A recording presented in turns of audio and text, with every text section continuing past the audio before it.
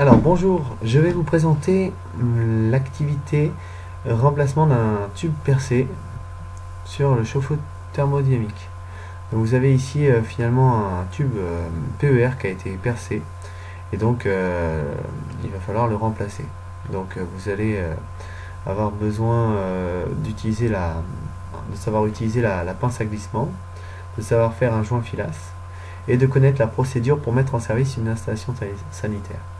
En ressources, vous avez la vidéo utilisation de pince à glissement qui est disponible sur YouTube directement.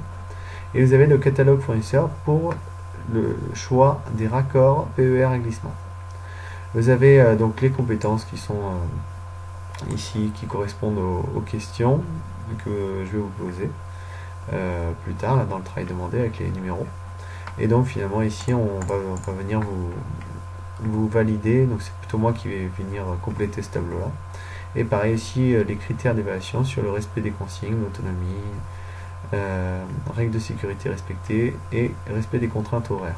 Donc c'est une activité qui dure 1 heure, vous voyez, c'est à peu près ça. Donc alors, le travail demandé, mesurer le diamètre du tube et la longueur nécessaire et donner la désignation des raccords PER à utiliser. Vous avez sur ce tube finalement, vous allez mesurer sur place directement le diamètre, la longueur et donc les raccords là, qui sont ici.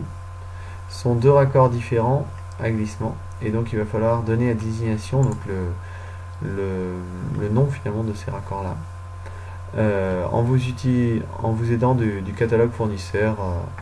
Voilà, vous avez plusieurs catalogues fournisseurs disponibles et à vous de finalement vous aider de ces catalogues. Lors de l'activité, vous récupérerez les raccords PER existants. Hop, grâce au décapeur thermique. Donc vous aurez finalement ici d'abord à démonter le tube, ensuite à le chauffer ici, de tirer finalement le tube et en fait le raccord vous pouvez le réutiliser. Ça permet de ne pas tout mettre à chaque fois à la poubelle, de pouvoir finalement gagner un raccord. Voilà. Listez l'ensemble des outils et du matériel pour réaliser l'activité.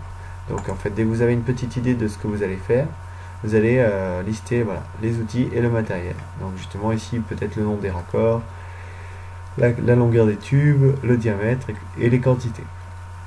Donc, numérotez l'ordre chronologique des étapes pour remplacer le tube. Donc ici, vous avez 6 étapes. Vous allez devoir trouver dans quel ordre finalement il faut faire pour remplacer ce tube.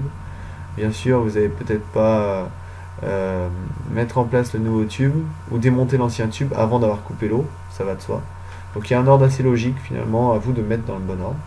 Et après de préparer votre poste de travail.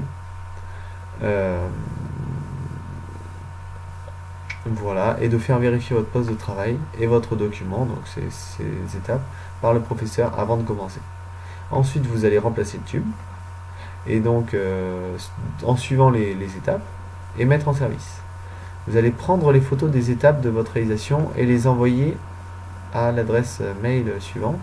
Ça permettra finalement de faire un point sur, de mémoriser les différentes étapes que vous avez fait, et moi de garder une trace finalement de votre travail ici, une trace photo qui des fois est bien plus simple et bien plus parlant que du texte.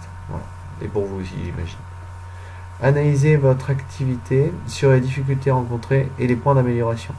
Voilà, donc toujours pareil, vous analysez si vous avez rencontré des difficultés et si l'activité était à refaire, que changeriez-vous? Donnez les points d'amélioration. Bon courage à vous. Au revoir.